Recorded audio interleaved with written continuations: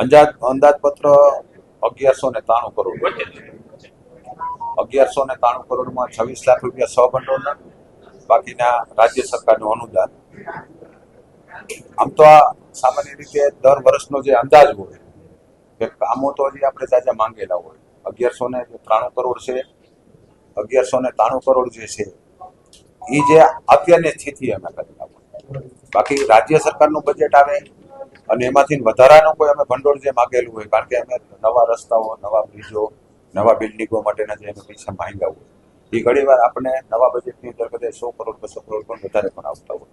અત્યારે હાલની સ્થિતિએ જે અંદાજ હતો એ અમે અંદાજપત્ર છવી હિતાવીનું 1193 કરોડ રૂપિયાનું વિકલ્યું છે. સામાન્ય રીતે વધારે વિકાસમાં તો કામમાં તો રોડ રસ્તાના કામો તો રનિંગ છે, નવા રસ્તાના કામો હવે અમને આવશે. પણ જે એક મુખ્ય બાબત હતી કે ગ્રામ પંચાયતો 100 જેટલી ગ્રામ પંચાયતો જિલ્લાની અંદર ખૂટતી હતી, કે જે સર્જરિત મકાનમાં બેસતી હોય કે કોઈ ભાડાના મકાનમાં બેસવું પડે એવી સ્થિતિઓ હતી.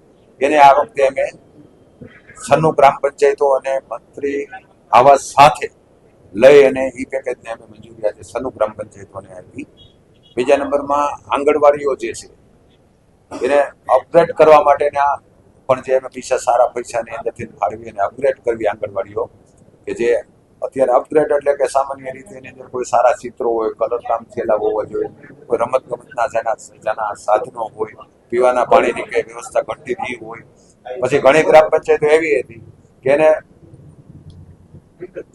ઇલેક્ટ્રિકનો બિલ શૂન્ય થાય એના માટેનો અમે નવા પ્રયત્નો આ વર્ષથી ચાલુ કર્યા છે. સોલાર પેનલ આપી કે જે ગ્રામ પંચાયતને બર્ડન આવે નહીં, એની જે આવક હોય આવક બીજે વાપરી શકે એના માટેના સોલારના પેનલો ઘણી ગ્રામ પંચાયતો વખતે ફાળવ્યા છે. પછી બીજું એક પ્રાકૃતિક ખેતી માટે કે દેશના વડાપ્રધાન નરેન્દ્રભાઈ હોય કે આપણા રાજ્યપાલ આપણે જોવો જ છો અવારનવાર કે પોતે બળદે ચલાવતા હોય, ગાડું ચલાવતા હોય અને ખેતીની અંદર પ્રાકૃતિક ખેતી પોતે પણ કરી રહ્યા છે. પોતે હરિયાણાના છે, હરિયાણાની અંદર એને ખૂબ પ્રાકૃતિક ખેતીમાં રસ લે છે અને આખા રાજ્યને પોતે પ્રેરણા આપે છે. અને ખૂબ જ પેસ્ટિસાઇડ અને રાસાયણિકને કારણે બીજા ઘણા દેશોની અંદર તો સખ્ત મનાય છે, આપણા દેશની અંદર નથી. પણ એના કારણે રોગના મૂળ ખૂબ ઊંડા, કેન્સર જેવા અમુક વધુ રોગો થઈ ગયા છે. પશુપાલનનો વ્યવસાય ઘટતો જાય છે. તો પ્રાકૃતિક ખેતીને પ્રાધાન્ય આપવા માટે સરકારશ્રી તો એની અંદર ખૂબ સબસિડીઓને બધું આપે છે, સરકાર તરફથી તો ખૂબ પ્રોત્સાહન મળે છે, રાજ્ય અને કેન્દ્ર સરકાર તરફથી. પણ આપણે નાનો એવો પ્રયત્ન કર્યો છે કે ભાઈ આપણે એમાં 60 લાખ રૂપિયાની જોગવાઈ કરી છે, એટલે કે 60 લાખ રૂપિયાની શરૂઆત જોગવાઈ કરી છે કે દરેક તાલુકાની અંદર જિલ્લા પંચાયતના ખૂબ જ બિલ્ડિંગો પડ્યા છે કે જરૂરી વિનાના બિલ્ડિંગો વધારાના પડ્યા છે.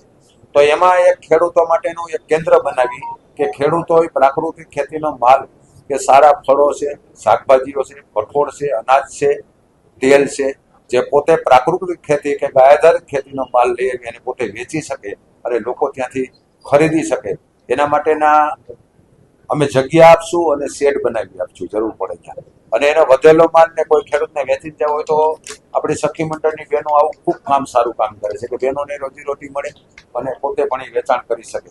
એટલે એના માટેનો એક અમે કદાચ ગુજરાતની અંદર આ પહેલા પહેલો પ્રયોગ એવો અમે કરીએ છીએ કે ભાઈ આ પ્રાકૃતિક ખેતી તરફ લોકો વળે, એને સારા ભાવ મળે અને લોકોનું આરોગ્ય જળવાઈ રહે એના માટે